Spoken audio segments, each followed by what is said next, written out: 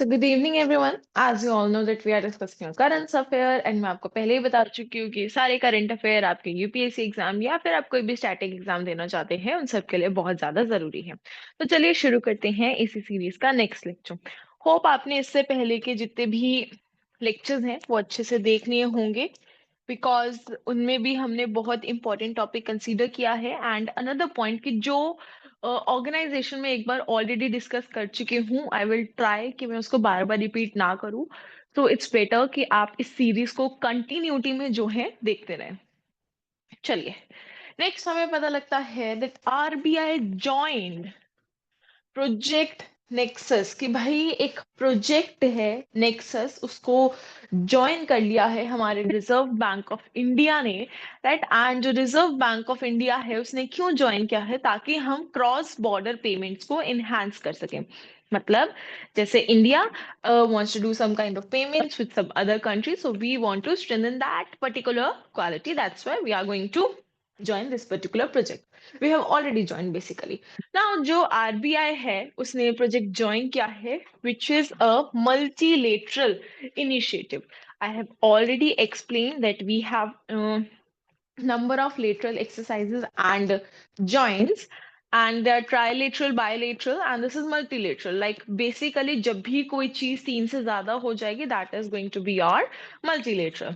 Okay, now basically क्या है कि जितनी भी क्रॉस बॉर्डर रिटेल पेमेंट्स है ठीक है उसको थोड़ा सा फास्ट करा जाए। ठीक है जिसे फास्ट पेमेंट सिस्टम में लाया जाए। इंटरलिंक करेंगे हम लोग डोमेस्टिक फास्ट पेमेंट सिस्टम्स के साथ कि जैसे इंडिया के अंदर कोई पेमेंट सिस्टम चल रहा है ठीक है हमें वही क्रॉस बॉर्डर भी यूज करना है तो हम उसको लिंक कर देंगे। चलिए जो बेसिकली प्रोजेक्ट है ठीक है वो किस पे बेस्ड होगा। वो बेसिकली यूपीआई पे बेस्ड होगा कि हम यूपीआई को that is unified payments interface को लिंक कर दें किसके साथ आपका एफपीएस के साथ। ठीक है कि ऑनलाइन पेमेंट्स जो है वो हम इंटरनेशनली भी ले पाए इसलिए हम जो है यूपीआई को लिंक कर देंगे। ठीक है किसके साथ एफपीएस के साथ लिंक कर देंगे। चलिए आगे चलते हैं किसके एफपीएस के साथ। Malaysia, Philippines, sorry Singapore, Thailand, Srinagar दिमाग में चल रहा है बिकॉज बर्फ पड़ रही है वहां पे right. So yes Singapore, Thailand और ये प्लेटफॉर्म जो है बहुत ज्यादा पोटेंशियल होगा ताकि हम चीजों को ऐड कर पाए एंड बहुत अच्छी तरह जो है उसमें काम कर पाए। चलिए just a minute let me clear this. चलिए नेक्स्ट जो हमें पढ़ना है फर्स्ट ऑफ ऑल कुछ बैंकिंग्स पढ़ते हैं ना। What is bank of international settlements. अगर हम बात करते हैं तो ऐसा जो इंटरनेशनल फाइनेंस इंस्टीट्यूट्स को देखता है लाइक सेंट्रल बैंक्स हो गए, first international monetary and financial corporation. Basically it was founded in 1930 and BIS is the oldest global financial institute जिसका हेडक्वार्टर आपका स्विट्जरलैंड में है। ऑब्वियस सी बात है भाई पैसा ही पैसा देख रहा है ये तो है ना। तो जो इसका हेडक्वार्टर्स होगा वो भी कहीं ना कहीं ऐसी जगह पे होगा जहाँ पे बहुत ज्यादा मॉनेटरी फंड्स जो है हमें देखने को मिलते हैं ना। मेजर फंक्शन इसका क्या है। सेंट्रल बैंक ऑपरेशन लाइक जितने भी आपके कंट्री के सेंट्रल बैंक्स होते हैं they just want that each and every bank should cooperate with each other. ठीक है फाइनेंशियल स्टेबिलिटी यस हर एक कंट्री में फाइनेंशियल स्टेबिलिटी को प्रमोट करना। ठीक है ऐसे रखना कि फाइनेंस इज देयर, फाइनेंस भाग नहीं रहा है। ठीक है वो चीज देखना। और फाइनेंस को स्टेबल करने का मतलब क्या होता है, भाग नहीं रहा का मतलब क्या होता है दैट हम फाइनेंस को उन सेक्टर्स में यूज करें जो प्रॉफिटेबल सेक्टर्स हैं। ठीक है जो हमें सेक्टर्स प्रॉफिट दे सकते हैं उन सेक्टर्स में यूज करें एंड उनसे कहीं ना कहीं स्टेबिलिटी जो है फंड्स में वो अटेन कर ले ना। इसके अलावा जब हम चलते हैं तो यहाँ पे कुछ बैंकिंग सर्विसेज भी दिखाई देती हैं। सबसे पहले जो मेजर बैंकिंग सर्विस हमें देखने को मिलती है दैट इज की सॉरी मेजरली क्या है international organisation gold and foreign exchange transaction देखने को मिलते हैं। उसके अलावा यहाँ पे इकोनॉमिक रिसर्च देखने को मिलती है on global economic financial issues and publication reports में भी। नेक्स्ट, इम्पोर्टेंस क्या है, that this particular organisation will definitely gonna manage कि कैसे कोऑर्डिनेशन बनी रहे, कैसे एक कंट्री दूसरी कंट्री से कॉर्डियल रहे फाइनेंस मैटर्स में, स्टैंडर्ड सेटिंग की कैसे मेंटेन किया जाता है, कैसे इतनी कंट्रीज को एक जगह पे लाकर, ठीक है, discipline of finance, discipline of monetary funds सिखाया जाता है। ठीक है, क्राइसिस के मान लेते हैं किसी एक कंट्री की इकोनॉमिक गिर गई है बुरी तरह, तो how the other countries are gonna help that particular country so that वो थोड़ा सा ग्रो कर पाए। ठीक है, ये सारी चीजें इसमें सिखाई जाती है ना। कुछ नोटेबल इनके वर्क है, जैसे कि बेसल 1 1988, जहां पे बेसिकल क्या आया था, मिनिमम कैपिटल रिक्वायरमेंट थी ताकि हम रिस्क क्रेडिट जो है उसको मैनेज कर पाए। बेसल टू 2004 में आया था, जिसने यहाँ पे market risk, operational risk, management risk के बारे में बात की थी। थर्ड वी हैव बेसल 3, जिसने स्ट्रेंथन के बारे में की थी कि कैसे हम बैंक की रेगुलेशंस को स्ट्रेंथन कर सकते हैं, एंड कैसे हम जो ऑलरेडी एक बहुत सिस्टमैटिक तरीका है उसको कैसे और अच्छा तरीका जो है बना सकते हैं। नाउ एक और चीज देखेंगे, एम क्या था, resilience of banking sector in the aftermath of 2008 and financial crisis, की जो 2008 में फाइनेंशियल क्राइसिस थी उनसे सीखकर कुछ चीजें नहीं ऐड करना। Now what is BIS innovation? So BI की जो इनोवेशन है that is a collaboration with financial technology, कि भाई जितनी भी फाइनेंशियल टेक्नोलॉजी है जैसे यूपीआई जैसे होगी, उनको बेसिकली ध्यान देना, फोकस देना, डेवलप करना, साइबर क्राइम काउंटर करना। ठीक है, इनका काम है। Now what is financially stability board? ये सपोर्ट करता है 2008 में जो फाइनेंशियल क्राइसिस आए उनको मद्देनजर रखते हुए, सिमिलर फैक्टर्स आते हुए कहीं पे फाइनेंशियल क्राइसिस देखने को मिलता है, उसको काउंटर करना। ठीक है, तो ये चीज यहाँ पे इनके द्वारा देखी जाती है। Now what is project nexus? So project nexus is basically है कि जो आरबीआई है वो चाहती है यूपीआई जो है एफ पी एस से मिल जाए, ताकि cross border person to person, P to P जो है हम लोग अच्छी तरह कर पाए। Not P to P, this is P to M as well, that is person to merchant. अब ये होता क्या है, फॉर एन एग्जाम्पल, मेरे एक स्मॉल बिजनेस है, ठीक है, एंड आई वांट कि मेरा जो बिजनेस है वो पूरे वर्ल्ड में फेमस हो जाए। अब हुआ क्या कि मेरे बिजनेस को मैंने इंस्टा पे प्रमोट किया। अब वहां से देखते हुए कोई कनाडा में बैठी थी लड़की, उसने कहा कि यार मुझे ये बिजनेस में जो भी पर्स है या कुछ भी सामान जो बेच रही है वो पसंद आया, उसने ऑर्डर किया। ठीक है, अब यहाँ पे दिक्कत आती है फिर पेमेंट की, बिकॉज वहां की करेंसी का रेट और हमारी करेंसी का रेट थोड़ा सा जब कन्वर्ट होता है तो चेंज हो जाता है, राइट। तो वो सारी चीजों को मद्देनजर रखते हुए, तो इन सारी चीजों को थोड़ा सा ईज कर देना, ठीक है, कन्वर्जन टैक्स वो सारी चीजें मैनेज करना, ये यहाँ पे देखते हैं। नाउ अगर हम बात करते हैं, while these bilateral connections are beneficial, a multilateral approach जो है उसको भी क्या किया गया, इनहेंस किया गया by Indian payment system. Now currently 70 countries हैं जो इसके साथ जुड़ना चाहती है बेसिकली, ठीक है, एंड कहीं ना कहीं they wanted to grow their financial stability. आगे हम बात करते हैं, इंटरकनेक्ट करेंगे इस सिटी से, तो विद इन 60 सेकेंड जो है आप ज्यादा से ज्यादा केसेस को सॉल्व कर पाएंगे, पेमेंट केसेस को इंटर बॉर्डर मतलब अगर एक से दूसरे बॉर्डर के बीच में करना है तो। ना अबाउट बेसिकली अगर हम बात करते हैं तो जो प्रोजेक्ट नेक्सस है वो किससे बेसिकली एसोसिएटेड है, किसका हम कहते हैं फाउंडेड बेबी है, तो that is of bank BIS का। ठीक है, जो आपका क्या करता है, मल्टीपल जो बॉर्डर्स हैं उनको कनेक्ट करता है पेमेंट्स के लिए। ठीक है, और ये बहुत ही क्या है, बीआईएस इनोवेशन हब प्रोजेक्ट है जो पेमेंट्स के एरिया में देखने को मिलता है। बेनिफिट्स क्या है, एम करेगा कि इंटरकनेक्शन जो पेमेंट्स है वो अच्छे से हो, इंस्टेंट हो, ठीक है, इजीली हो, ज्यादा साइबर सिक्योरिटी का भी ध्यान रखा जाएगा, फुल्ली मैनेज्ड हो, डिले ना हो, तो ये चीज देखना है। और इसके साथ साथ क्रॉस बॉर्डर भी बहुत सारी चीजें ग्रो करने लग जाएंगी। कंट्रीज जिन्होंने ज्वाइन करा है, तो आप देख सकते हैं कि इसमें एसोसिएशन कौन है, साउथ एशियन नेशन ने इसमें पार्ट लिया है, जैसे Malaysia, Philippines, Singapore, Thailand and India. तो हम लोग हैं जो चाहते हैं कि हम लोग यूपीआई को कनेक्ट कर, जैसे इंडिया की बात करूं कि इंडिया यूपीआई को कनेक्ट कर दे, ठीक है, ताकि ये चीज बढ़ जाए। अब ये जो कंट्री है बेसिकली ये क्या है, founding members and first mover है। और Indonesia will also join this platform but in future, right now we are not sure about the Indonesia, तो या in future वो join करेंगे। Next we have your snow blind malware, as you can see एक virus की तरह लग रहा है। तो yes, it's a new banking malware. Now this is really important because question पूछ लिया जाता है किस तरीके का है, तो it is a banking malware, ठीक है, जो क्या है, एंड्रॉयड यूजर्स को टारगेट करता है। एंड आपको पता है ना आजकल सब कुछ ऑनलाइन हो चुका है। Currently also if I talk about, जो भी लोग ये वीडियो देख रहे हैं, तो आप लोग भी what you used to do, जेब से ऐसे फोन निकालोगे, यूपीआई पेमेंट खत्म, ठीक है। बैंक में जाते हो, they have asked your bank number, ठीक है, they have asked some information, you will just open that application and you will tell, okay, उनको बता दोगे बेसिकली आप। सो क्या मतलब है कि you are like 190% of population is totally depend on that phone device, ठीक है।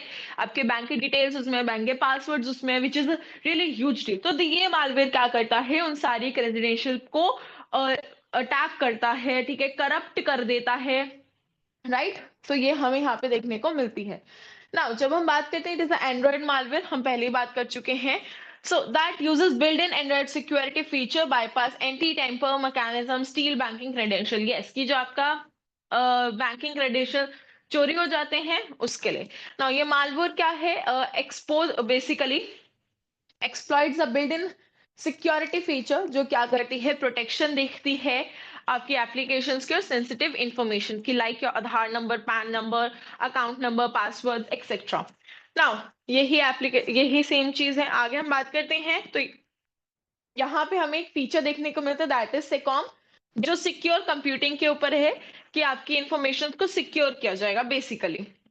आप देख सकते हो, तो जो स्नो ब्लाइंड है वो डिसेबल करता है biometric and two factor authentication को, ताकि वो प्रोटेक्ट रख पाए। क्योंकि बायोमेट्रिक क्या होता है कि फिंगरप्रिंट, आप लोगों ने मूवी में भी देखा होगा, ग्लू लगा के कुछ करके, ठीक है, तो उन चीजों से भी थोड़ा सा इसको एडवांस बनाया गया। नाउ स्नो ब्लाइंड इंजेक्ट करता है पीस ऑफ कोड आपके डिवाइस में, ताकि अगर कोई भी उसको कुछ शक होता है तो वो एप्लीकेशन को, उस यूजर को शट कर देगा, ठीक है।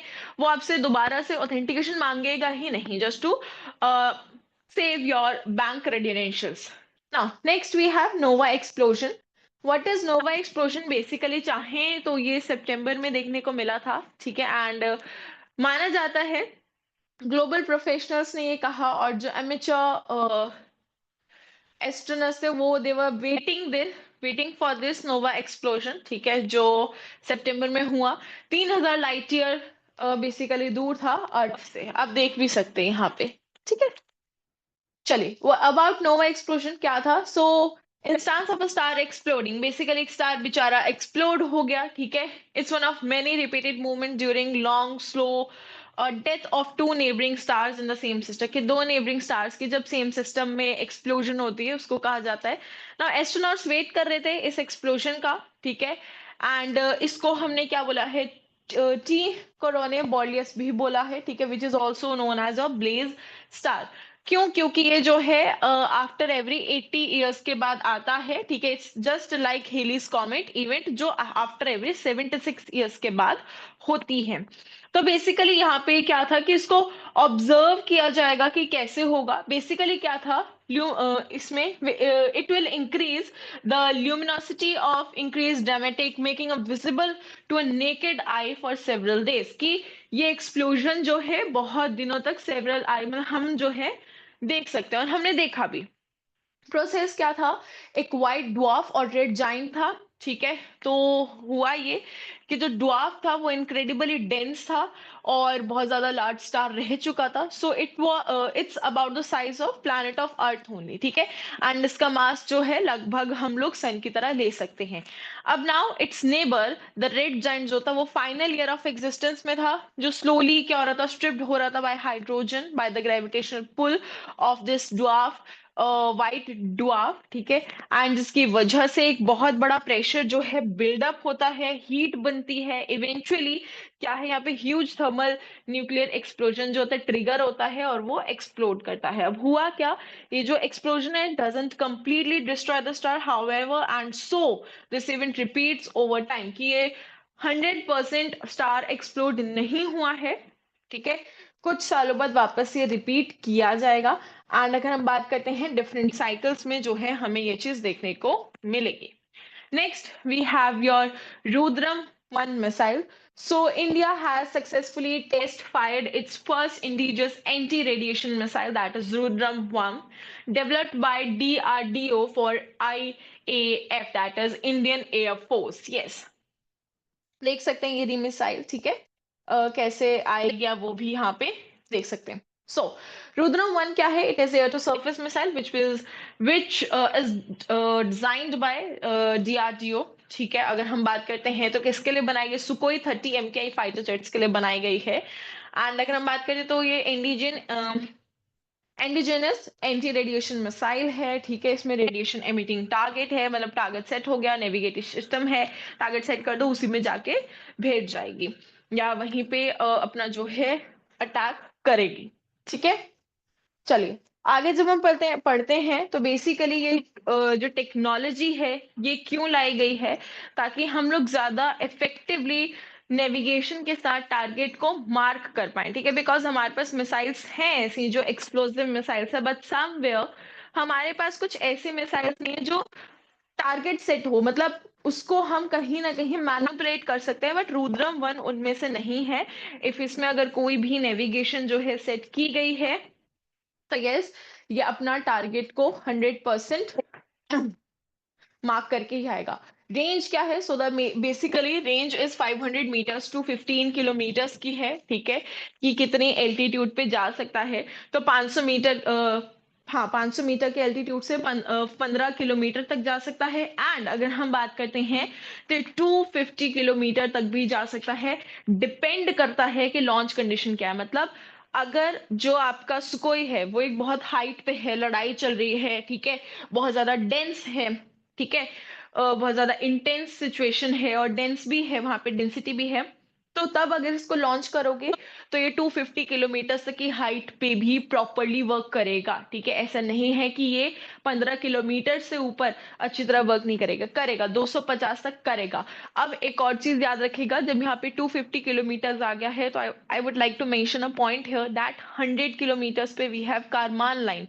एंड कारमान लाइन को हम क्यों इंडिकेट करते हैं, बिकॉज माना जाता है अगर हम कारमान लाइन को क्रॉस कर लेंगे तो हम स्पेस में पहुंच जाएंगे, विच सिंपली इंडिकेट्स कि अगर ये जो है 250 किलोमीटर्स पे जा रही है, मतलब ये उस कारमान लाइन के ऊपर स्पेस से भी लॉन्च की जा सकती है। दैट्स व्हाई आई मेंशन कि वहां की सिचुएशन डेंस भी हो सकती है। चलिए स्पीड क्या है, that is up to Mach 2। Now you all have to answer me in comment box कि मार्च क्या यूनिट है, ठीक है। चलिए द फ्लेक्सिबिलिटी क्या करती है कि बेसिकली डिफरेंट डिफरेंट ऑपरेशन में यूज हो पाए, ठीक है, एंड अफेक्टिवली इसको यूज किया जाए because of its biggest capability that is 250 kilometres. Now ये क्या है बेसिकली आपका, that is SEAD which is separation of energy air defence, ठीक है, कि कुछ ऐसे जब हम बात करते हैं ऑपरेशन जो हाईली क्या है कॉन्फिडेंशियल और बहुत ज्यादा, जैसे कि एक छोटा सा एग्जांपल ले लेते हैं, अभी मिसाइल्स फेंकी गई थी पीछे पीछे, ठीक है, आपने देखा होगा आग लग गई थी उस जगह में पूरी, ठीक है, बंकर्स बनाए गए थे, वैसे मिशंस में ये जो है सबसे ज्यादा कारगर रहेगी, ठीक है, उन मिशंस को हम SEAD में कंसीडर करते हैं ना। It also enabling the destruction, ठीक है, radars, communication sites and so on. Next we have nomadic elephant. अब पहली बात बता दूं कि नोमैडिक एलिफेंट कोई आपके एंशियंट हिस्ट्री का पुराना हाथी नहीं है, ठीक है, basically it's a as you can see it is a India Mongolia joint military exercise, ठीक है, जो 16 जुलाई 2024 को कंडक्ट कराई गई थी in Meghalaya. This is really important, okay. Now इस एक्सरसाइज के बारे में, तो जॉइंट एक्सरसाइज है एंड 16th एडिशन इस एक्सरसाइज का हुआ था। बेसिकली यहाँ पे सिक्किम की बटालियन ने पार्ट लिया था। ये जो इवेंट है वो ऑल्टरनेटली कभी इंडिया कभी मंगोलिया में होता है। लास्ट एडिशन मंगोलिया में हुआ था एंड एम क्या रहता है, अगेन वही सारी चीजें कि यहाँ पे क्या करना है, कोऑर्डिनेशन बढ़ानी है, कॉपरेशन बढ़ाना है। कभी मंगोलिया को हमारी जरूरत पड़ेगी तो हम कैसे वहां पहुंचेंगे, हमें मंगोलिया की जरूरत पड़ेगी तो मंगोलियंस कैसे, मंगोलियन एयरफोर्स आर्मी हमारे पास कैसे आएगी हमें हेल्प करने की, वो सारे ऑपरेशंस यहाँ पे किए जाते हैं, एक्सरसाइज करवाई जाती हैं, ठीक है। टेस्टिंग ऑफ मिलिट्रीज हो गई, ठीक है, टेस्टिंग ऑफ एयरक्राफ्ट हो गई। तो ये सारी चीजें जो है यहाँ पे एक्सचेंज किए जाते हैं, ठीक है। कुछ ऐसे ड्रिल्स भी कराई जाती हैं जिसमें for an example India needs Mongolian army, हमें ड्रिल करनी पड़ेगी एंड उस ड्रिल में टाइम भी बताया जाता है कि विद इन दिस आवर और विद इन 30 मिनट्स 20 मिनट्स जो है वो आप तक पहुंच जाएंगे। सारी चीजें आगे चलते हैं। तो इस एक्सरसाइज में बेसिकली सेमी अर्बन और माउंटेनियस ट्रेन पे ज्यादा ध्यान दिया। वाई? बिकॉज माउंटेन्स में सिग्नल्स भी अच्छे नहीं होते, छुपना बहुत ज्यादा आसान होता है, तो इन लोगों ने फोकस ही उस पे किया। क्योंकि जो हमारी नॉर्थ इंडियन जितने भी स्टेट्स हैं वहां पे पहाड़ हैं, वहां पे ट्राइब्स बस क्यों रही है, बिकॉज वो प्रिजर्व है पहाड़ों के बीच में। तो इन्होंने वही चीज प्रैक्टिस करी कि कैसे हम पहाड़ों में भी जो हमारे दुश्मन हैं उनको कैसे ढूंढ निकाल सकते हैं, ठीक है, एंड कैसे उनसे लड़ सकते हैं। आगे चलते देख सकते हैं वही ड्रिल्स की बात है, वही एक्सरसाइज किसके response to a terrorist action. मैंने वही अभी बताया इन डायरेक्ट वर्ड्स में कि माउंटेन्स में जो हमारे दुश्मन हैं वो छुप जाते तो हमें नहीं पता लगता due to lack of signals, and पहाड़ हैं, पेड़ हैं, तो नहीं पता लगेगा कि कौन सा इंसान कहाँ पे जाके छुप गया है। तो वो सारी चीजें वही डिस्कस हुई। Best practice of tactics, techniques, procedures जो ये जॉइंट ऑपरेशन को कराते हैं। क्या फैसिलिटेट किया इन्होंने, इंटर ऑपरेबिलिटी, ठीक है, कि कैसे हम लोग दूर रह के भी ऑपरेट कर सकते हैं अपनी आर्मीज को वेन एवर इट्स नीडेड। और इसी के साथ जो है हमारा आज का लेक्चर यहीं खत्म हो जाता है। Again these topics are really important. If you want PDF of these topics तो डिस्क्रिप्शन में टेलीग्राम लिंक है, आप उसको क्लिक करके ग्रुप ज्वाइन कर सकते हैं एंड वहां पे आपको सारी पीपीटीज मिल जाएंगी। Thank you everyone, have a really nice day, do take care of yourself.